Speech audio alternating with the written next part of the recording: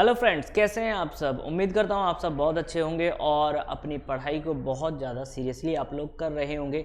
और जो हमारी सीरीज़ चल रही है अकाउंटेंसी की, क्लास 12th के लिए स्पेशली, चाहे वो सीबीएसई बोर्ड से हों बच्चे या फिर एचबीएसई बोर्ड से हों या किसी अदर बोर्ड से भी, स्टेट बोर्ड से हों, उन सब के लिए हमने जो स्टार्ट किया हुआ है अकाउंटेंसी के पूरे चैप्टर, सारे न्यूमेरिकल्स, थ्योरी, सारे कॉन्सेप्ट, रिवीजन क्लासेस सारी की सारी आपके लिए मैं फ्री ऑफ कॉस्ट यूट्यूब पर ला रहा हूं। और जैसा कि हमने चैप्टर्स कई एक जो है मैंने प्लेलिस्ट बना भी दिया, आप लोग वहां पर चेक कर सकते हैं। और आज उसी कड़ी में, आज उसी सीरीज में मैं अपने एचबीएससी के स्पेशली बच्चों को जो कि क्लास 12th एग्जाम देने वाले हैं 2023 में, एचबीएससी हरियाणा बोर्ड के जो बच्चे हैं उनका अकाउंटेंसी में एक चैप्टर है रिडेम्पशन ऑफ डिबेंचर। हालांकि ये चैप्टर जो है कि सीबीएसई में ये डिलीटेड है, सीबीएसई में ये चैप्टर नहीं आ रहा है, लेकिन एचबीएसई में ये चैप्टर आ रहा है। तो स्पेशली मैं हरियाणा बोर्ड वाले बच्चों के लिए ये चैप्टर की रिकॉर्डिंग कर रहा हूँ। ये क्लास आपको यूट्यूब पर मिलेगी। और चलिए स्टार्ट करते हैं। सारे के सारे क्वेश्चंस करेंगे, सारे मेथड्स करेंगे, पूरा चैप्टर हम लोग करने वाले हैं। तो चलिए दोस्तों स्टार्ट करते हैं हम रिडेम्पशन ऑफ डिबेंचर्स। तो जैसा कि हमें नाम से ही पता चल रहा है कि ये चैप्टर जो है हमारा डिबेंचर से रिलेट करने वाला है, कंपनी अकाउंट्स का चैप्टर है और डिबेंचर से रिलेट करने वाला है। तो हम पढ़ने वाले हैं दोस्त रिडेम्पशन ऑफ डिबेंचर। अब हमें क्या पढ़ना है? रिडेम्पशन ऑफ डिबेंचर्स, यानी डिबेंचर्स का हमें रिडेम्पशन पढ़ना है कि अगर हमें रिडेम्पशन करना है डिबेंचर्स का तो वो किस तरीके से किया जाएगा। सर पहली बात तो ये है कि ये जो रिडेम्पशन वर्ड है ना, इसका मतलब होता है बेटा रीपेमेंट। क्या मतलब होता है? रीपेमेंट। यानी कि अगर आपने डिबेंचर से पैसा लिया था, डिबेंचर क्या होता है? डिबेंचर एक तरह से आपका लोन होता है। यही तो पढ़ा था हमने जब इश्यू ऑफ डिबेंचर की बात कर रहे थे। तो कंपनी क्या है, डिबेंचर्स के रूप में लोन ले लेती है पब्लिक से और एक टाइम निर्धारित कर लेते हैं, निश्चित कर लेते हैं कि इस समय पर हम जो है आपका पैसे की वापसी कर देंगे, रीपेमेंट कर देंगे सर हम आपको। समझ में आया? तो डिबेंचर्स को पैसा वापस करना या लोन का पैसा वापस करना ही रीपेमेंट कहलाता है। क्लियर? तो ये डिबेंचर और जो डिबेंचर का रिडेम्पशन है, इसका मतलब क्या है? Repayment of debenture, repayment of their outstanding balances. Clear? चलिए जी, तो ये चैप्टर हम पढ़ने वाले हैं रिडेम्पशन ऑफ डिबेंचर। क्लियर? बात आती है सर रिडेम्पशन ऑफ डिबेंचर जो चैप्टर है इसका मीनिंग क्या होता है। जो जैसा कि मैंने आपको बता ही दिया, redemption of debentures means repayment of the amount of debentures to debenture holder. Debenture holder ने जो आपको पैसा दे रखा है, डिबेंचर होल्डर ने जो पैसा आपको दे रखा है डिबेंचर्स के रूप में, उनका आप क्या कर रहे हैं? रीपेमेंट कर रहे हैं। क्या कर रहे हैं? रीपेमेंट कर रहे हैं। तो उसको क्या बोला जाएगा? Redemption of debenture. तो इनको पे करने के लिए आपके पास अलग अलग तरीके से पैसा आ सकता है, जो सोर्सेज कहलाते हैं, sources of finance for redemption of debenture. वो क्या सोर्सेज है? ध्यान से सुनिएगा बेटा, यहीं से हमारे चैप्टर की जो है अब स्टार्ट होती है टेक्निकल चीजें। तो sources of finance for the redemption of debenture, यानी डिबेंचर का अगर हमें रिडेम्पशन करना है तो पैसा कहां से आएगा? सर पैसे का इस्तेमाल हम कौन कौन से चीजों में से कर सकते हैं? तो आप यहां पर तीन तरीके से रिडेम्पशन कर सकते हैं। Redemption out of capital, redemption of debenture out of profit and out of capital और प्रॉफिट। या तो आप ओनली कैपिटल से करेंगे, ओनली कैपिटल, या आप ओनली प्रॉफिट से करेंगे, या फिर बोथ। या तो आप रिडेम्पशन ऑफ डिबेंचर जो कर रहे हैं, वो जो पैसा आप इस्तेमाल कर रहे हैं रिडेम्पशन के लिए, डिबेंचर्स का रीपेमेंट करने के लिए, कैपिटल से आप पेमेंट कर रहे हैं या फिर प्रॉफिट से पेमेंट कर रहे हैं, या फिर कैपिटल और प्रॉफिट दोनों को मिलाकर के आप कुछ पार्ट कैपिटल में से पे कर रहे हैं और कुछ पार्ट प्रॉफिट में से पे कर रहे हैं। तो तीन तरीके के हमारे पास सोर्सेज बने बेटा। क्या बने? Out of capital redemption, out of profit redemption और आउट ऑफ कैपिटल और कैपिटल एंड प्रॉफिट रिडेम्पशन। तो रिडेम्पशन आपको करना है तो पैसा कहां से आएगा? सोर्सेज कहां से आएंगे? तीन सोर्सेज है, कैपिटल से कर सकते हैं हम, प्रॉफिट से कर सकते हैं, या फिर कैपिटल और प्रॉफिट दोनों से मिला करके करा जा सकता है। क्लियर? अगर हम बात करें redemption of debenture out of capital की, यानी कि पूरी तौर से हम कहां से रिडेम्पशन कर रहे हैं बेटा? आउट ऑफ कैपिटल से। अगर हम पूरी तरह से पूरा जो पैसा है डिबेंचर का, वो जो पेमेंट कर रहे हैं वो कर रहे हैं हम आउट ऑफ कैपिटल से, तो यहां पर हम प्रॉफिट में से कोई भी पैसा नहीं निकाला जाता। पूरा का पूरा पैसा जो है कहां से निकाला जाता है? आउट ऑफ कैपिटल से। और इस केस में आपको कोई दरकार नहीं है सर डिबेंचर रिडेम्पशन रिजर्व बनाने की। सर ये क्या होता है?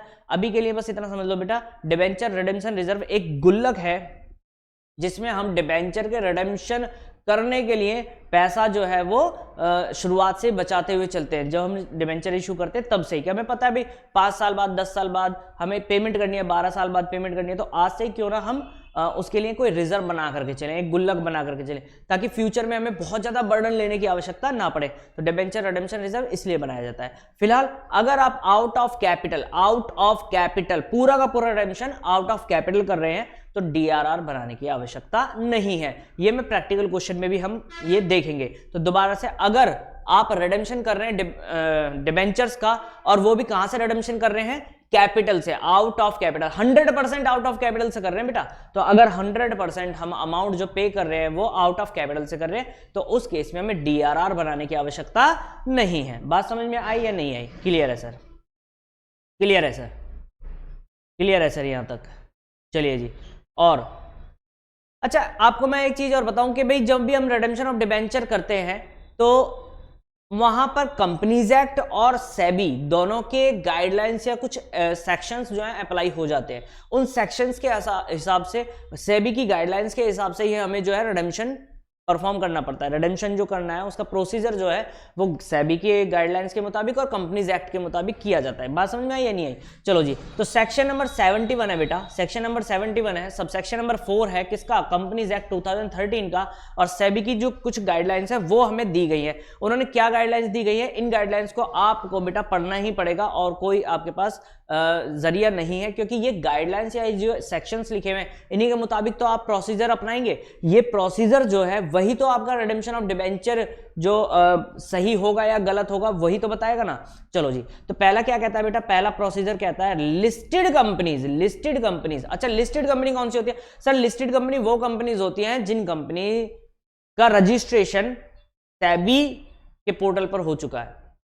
मतलब securities exchange board of India जो हमारा सेबी है, अगर उसके अंदर कोई कंपनी का नाम आ रहा है, रजिस्ट्रेशन हो चुका है, वहां पर उसने अपनी मान्यता ले ली है, तो वहां पर उस कंपनी को बोला जाता है लिस्टेड कंपनी। क्या बोला जाता है? Listed company. समझ में आया? तो लिस्टेड कंपनी को डीआरआर बनाने की आवश्यकता नहीं है सर। लिस्टेड कंपनी को डीआरआर बनाने की आवश्यकता नहीं है। यहां पर डीआरआर, डिबेंचर रिडेम्पशन रिजर्व बनाने की आवश्यकता नहीं है। क्लियर हुआ या नहीं हुआ? Hence they can redeem all debenture out of capital. तो लिस्टेड कंपनी जो है आउट ऑफ कैपिटल भी आराम से रिडेम्पशन ऑफ डिबेंचर करती है और पूरा का पूरा रिडेम्पशन ऑफ डिबेंचर वो आउट ऑफ कैपिटल भी कर सकती है। क्लियर हुई बात या नहीं? लिस्टेड कंपनी का मतलब क्या है? जो stock exchange board of India में या securities exchange board of India में लिस्टेड है और उसके जो शेयर है वो फ्रीली ट्रांसफरेबल हैं, तो उसे हम लिस्टेड कंपनी बोलते हैं।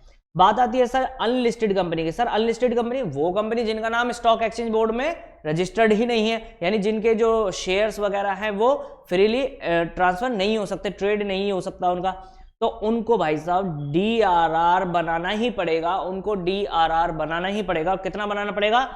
10% कम से कम। कितना बनाना पड़ेगा? 10% कम से कम। तो आप लोग इसको नोट कर लीजिएगा कि अगर हम लिस्टेड कंपनी की बात करें तो लिस्टेड कंपनी के केस में डीआरआर बनाने की आवश्यकता नहीं होती। लेकिन अगर हम अनलिस्टेड कंपनी के बारे में बात कर रहे हैं तो यहां पर सर आपको minimum 10% of face value of debenture outstanding, तो वहां पर आपको डीआरआर बनाना पड़ेगा। बात समझ में आई या नहीं आई? क्लियर है? ये 10% मिनिमम बोला गया है, तो इससे ज्यादा भी आप बना सकते हैं डीआरआर। तो अगर अनलिस्टेड कंपनी है तो 10% मिनिमम अमाउंट आपको डीआरआर में ट्रांसफर करना ही पड़ेगा डिबेंचर रिडेम्पशन रिजर्व के अंदर। ठीक है? इसका सीधा सीधा सा मतलब होता है कि जो अनलिस्टेड कंपनी है सिर्फ वो 90% amount he out of capital से रिडेम्पशन कर सकती है। 10% उनको फिर भी प्रॉफिट से ही करना पड़ेगा। ये बात इसमें से आप लोग समझ सकते हैं। समझ में आया या नहीं आया? क्लियर है? क्लियर है जी। तो दो बातें हमने पढ़ी, section number 71 sub section number 4 of companies act 2013 और सेबी की गाइडलाइंस के मुताबिक कि अगर हम उन कंपनीज के बारे में बात करें जो लिस्टेड हैं stock exchange board of India में, तो उन कंपनीज को डीआरआर बनाने की आवश्यकता नहीं है, यानी कि वो 100% आउट ऑफ कैपिटल रिडेम्पशन कर सकते हैं, उन्हें डीआरआर नहीं बनाना। ठीक है? और अगर अनलिस्टेड कंपनी की बात करें तो अनलिस्टेड कंपनी को मिनिमम 10% तो डीआरआर बनाना ही पड़ेगा। इसका मतलब मैक्सिमम वो 90% अमाउंट जो है आउट ऑफ कैपिटल रिडेम्पशन कर सकते हैं। समझ में आया कि नहीं आया? चलो जी, यहां तक तो बात समझ में आ गई। ये हम किसकी बात पढ़ रहे थे, ये हम पढ़ रहे थे कि जो पहला इस्तेमाल कर रहे हैं out of capital, out of capital अगर रिडेम्पशन किया जा रहा है तो लिस्टेड कंपनी के केस में डीआरआर बनाने की आवश्यकता नहीं है, और अगर आउट ऑफ कैपिटल हम रिडेम्पशन कर रहे हैं तो अनलिस्टेड कंपनी के में 10% तो मिनिमम अमाउंट आपको डीआरआर में ट्रांसफर करना ही पड़ेगा। दूसरा हमने पढ़ा था sir redemption of debenture out of profits. क्या पढ़ा था हमने, redemption of debenture out of profits, यानी 100% अमाउंट आप कहां से रिडेम्पशन कर रहे हैं, प्रॉफिट से कर रहे हैं। तो अगर आप प्रॉफिट से कर रहे हैं रिडेम्पशन तो आपको याद रखना है कि 100% आपको ट्रांसफर करना पड़ेगा डीआरआर में, 100% आपको ट्रांसफर करना पड़ेगा डीआरआर में। इसका मतलब सीधा सीधा सा है कि आपको डीआरआर बनाना ही पड़ेगा, और वो बनाना पड़ेगा बेटा 100%। 100% क्या, 100% of debenture outstanding nominal value, face value, ठीक है। दोबारा से, अगर आउट ऑफ कैपिटल रिडेम्पशन कर रहे हैं तो हमें दो बातें देखनी है, लिस्टेड कंपनी अनलिस्टेड कंपनी है। लिस्टेड कंपनी है तो कोई डीआरआर नहीं बनाना, अनलिस्टेड कंपनी है तो minimum 10% of debenture outstanding amount nominal value जो होगी वो हमें डीआरआर बनाना ही पड़ेगा। और अगर हम बात करें आउट ऑफ प्रॉफिट की, अगर हम रिडेम्पशन कर रहे हैं आउट ऑफ प्रॉफिट 100% अमाउंट जो है वो आउट ऑफ प्रॉफिट रिडेम्पशन कर रहे हैं तो डीआरआर बनेगा ही बनेगा, और वो बनेगा 100%। डीआरआर बनेगा और वो बनेगा 100%। 100% किसका, 100% of amount outstanding of debentures nominal value. Clear, बात समझ में आई या नहीं आई? क्लियर है जी, कोई दिक्कत यहां तक नहीं है सर। तीसरा केस है redemption of debentures out of capital and profits, यानी कि आप कैपिटल और प्रॉफिट दोनों में से मिलाकर के कुछ पार्ट और तब आप रिडेम्पशन कर रहे हैं, तो उस केस में क्या है भैया, it means redemption of debenture partly out of capital and partly out of profit. कुछ पार्ट आप कैपिटल से पे कर रहे हैं, कुछ पार्ट आप प्रॉफिट से पे कर रहे हैं। For example, if an unlisted company creates DRR equivalent to 10% of outstanding debenture, then 10% redemption will be called out of profit and बाकी का जो 90% होगा वो out of capital होगा। समझ में आई बात या नहीं आई? क्लियर है, क्लियर है। अब सेबी की कुछ गाइडलाइंस दी गई हैं रिडेम्पशन ऑफ डिबेंचर के लिए, तो उनको आप लोगों को अब ध्यान से पढ़ना होगा।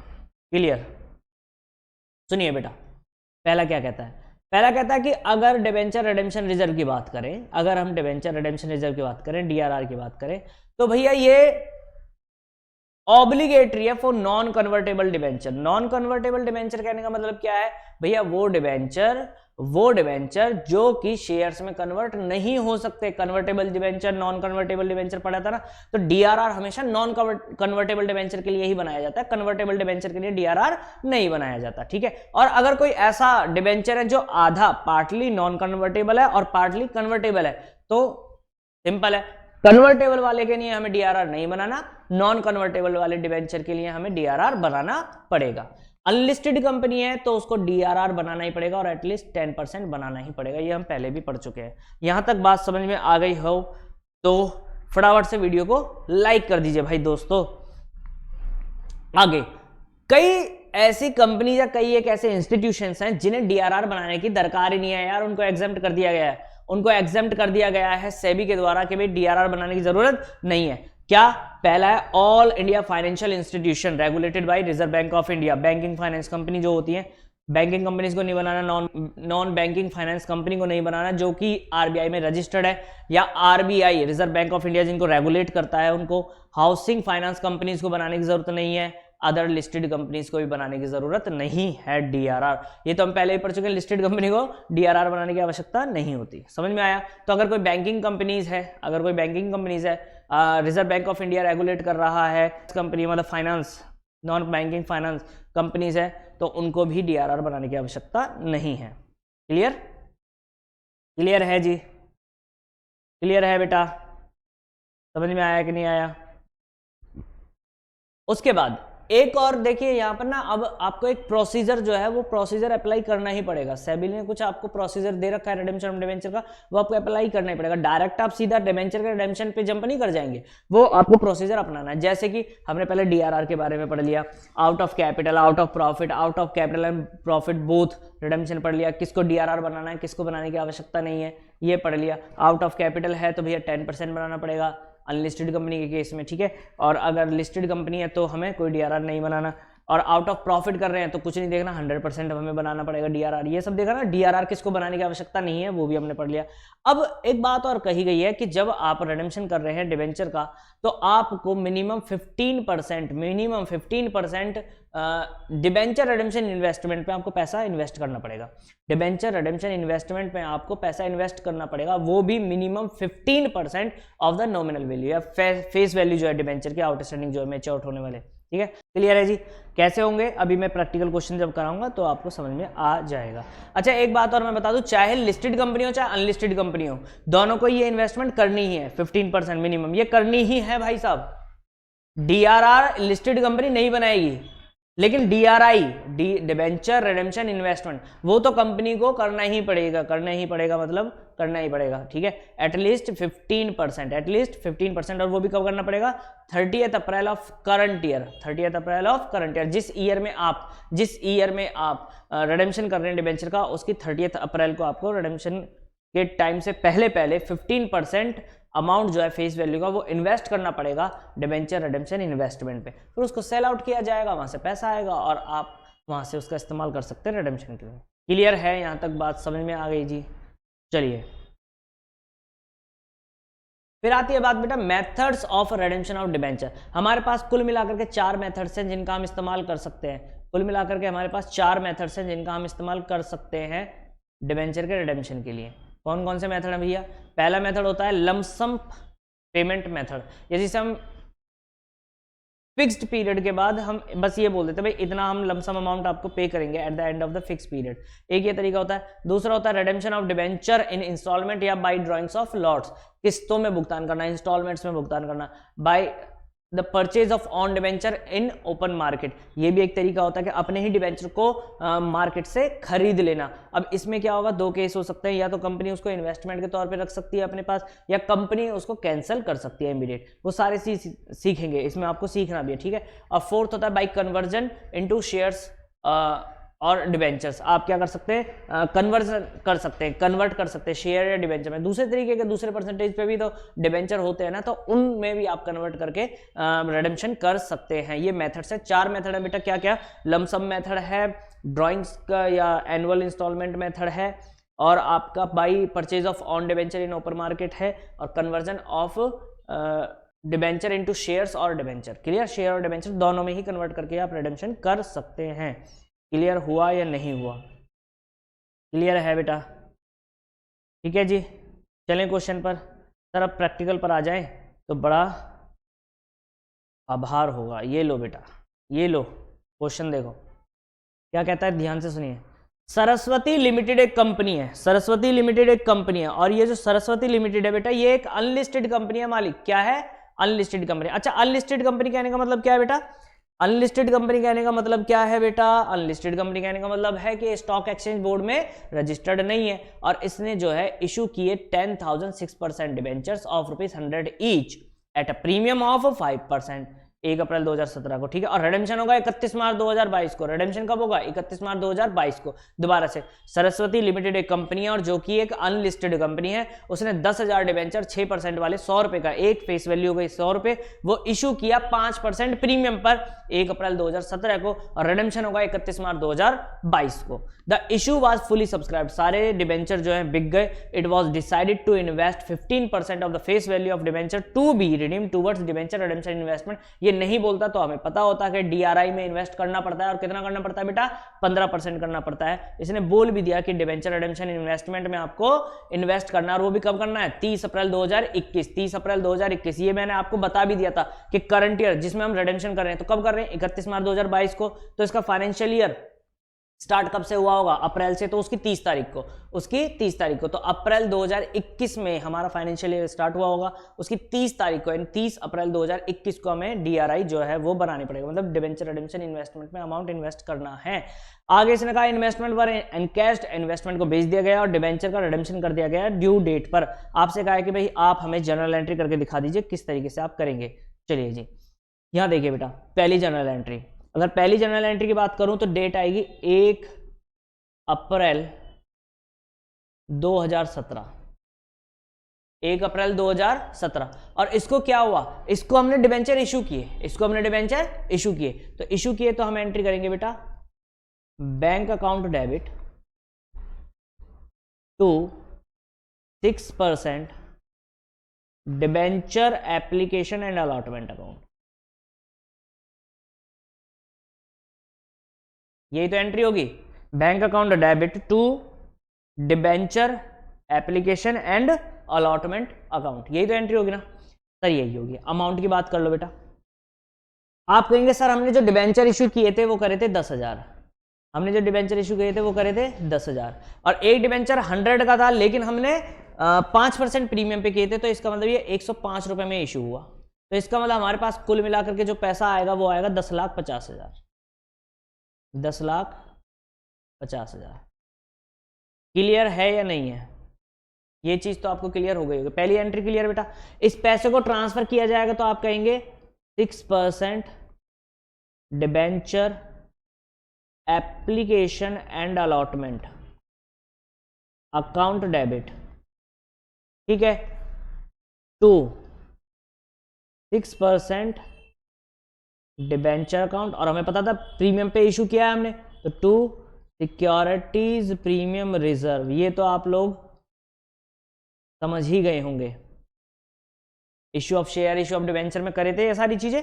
अमाउंट बेटा हमारे पास टोटल आया 10,50,000, लेकिन डिबेंचर अकाउंट में हमेशा फेस वैल्यू जाएगी, इट मींस 10 लाख रुपए, और जो प्रीमियम था वो चला जाएगा सिक्योरिटीज प्रीमियम में।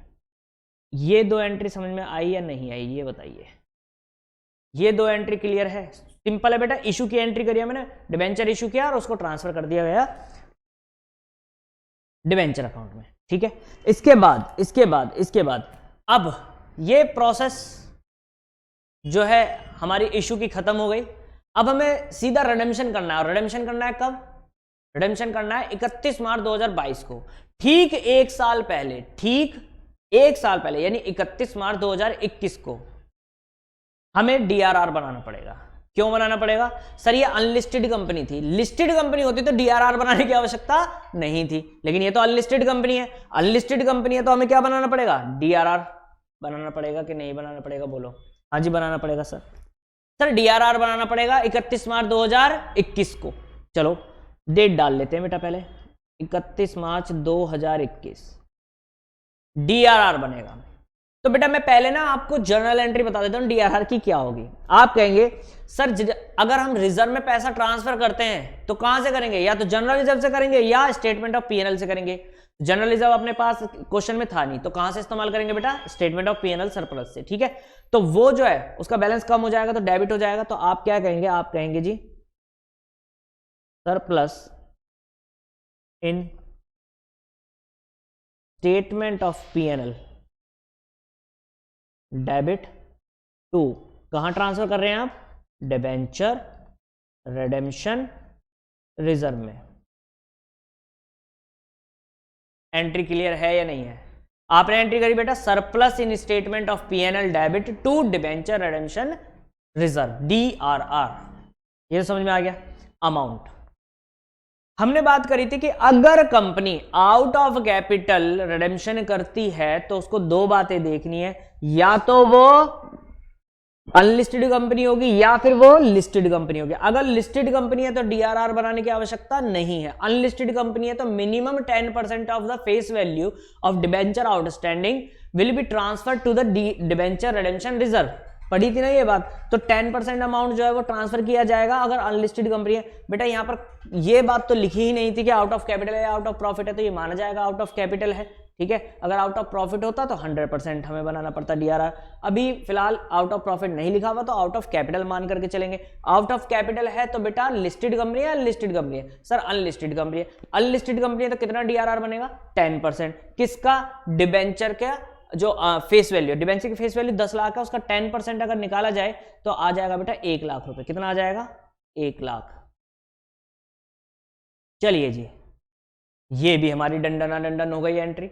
अब क्या हुआ सर, अब हम आ गए 30 अप्रैल 2022 पर, और वहां पर हमें इन्वेस्टमेंट करनी है। 30 अप्रैल 2022 पर आ गए और वहां पर हमें इन्वेस्टमेंट करनी है। करो 30 अप्रैल 2022, और यहां पर आपको क्या करना है, इन्वेस्ट करना है पैसा। इन्वेस्ट करना है तो आप एंट्री क्या करेंगे, जब भी आप इन्वेस्टमेंट करते हैं, इन्वेस्टमेंट डेबिट होती है। यहां पर कौन सी इन्वेस्टमेंट है, डिबेंचर रिडेम्पशन इन्वेस्टमेंट। इन्वेस्टमेंट का नाम क्या है, debenture redemption investment. Account debit और टू, पैसा जाएगा आपकी जेब से तो आप क्या कहेंगे, टू बैंक अकाउंट। पैसा इन्वेस्ट कर दिया आपने, कितना करेंगे सर, हमने पढ़ा था 15% of the nominal value. 15% of the nominal value, nominal value मतलब फेस वैल्यू 10 लाख है और उसका 15% कितना हो जाता है भाई, 1.5 लाख।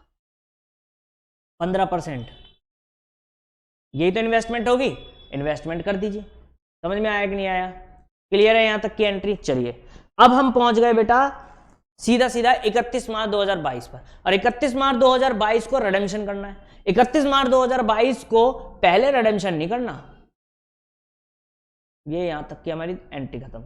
31 मार्च 2022 को पहले इस इन्वेस्टमेंट को एनकैश किया जाएगा।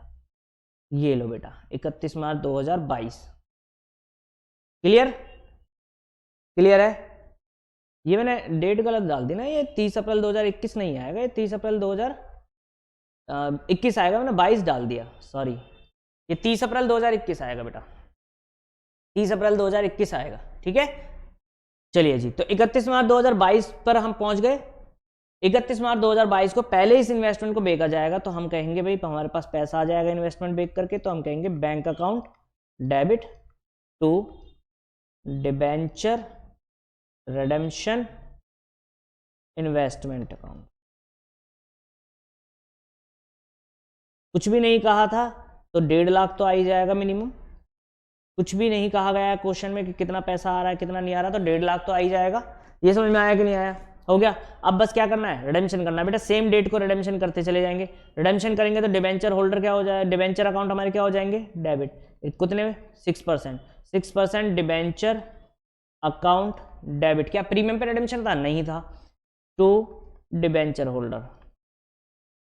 ये एंट्रीज तो आपने इशू ऑफ डिबेंचर में भी करी होंगी, ठीक है। 6% debenture account debit to debenture holder. और कितना आ जाएगा भाई, नॉमिनल वैल्यू थी 10 लाख रुपए। कितनी थी बेटा, 10 लाख। 10 लाख रुपए और यहाँ भी 10 लाख रुपए।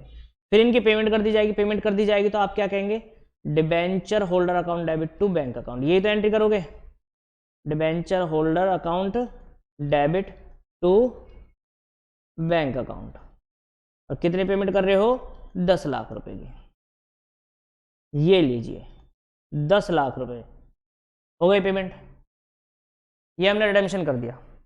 यहां तक की बात समझ में आई या नहीं आई, बोलो, क्लियर है। लास्ट में क्या करना बेटा, लास्ट में जब हम रिडेम्पशन कर लेते हैं कंप्लीट, तो जो हमारा डीआरआर में बैलेंस होता है उसको हमें ट्रांसफर करना होता है जर्नलिज्म में। लास्ट में जो हमें काम करना होता है वो क्या करना होता है, जब रिडेम्पशन कर लिया आपने कंप्लीट, रिडेम्पशन कंप्लीट होने के बाद जो आपके पास डीआरआर में बैलेंस है उसको ट्रांसफर करना होता है जनरल रिजर्व में। तो हम एंट्री कर लेते हैं, debenture redemption reserve, debenture redemption reserve DRR debit to general reserve account.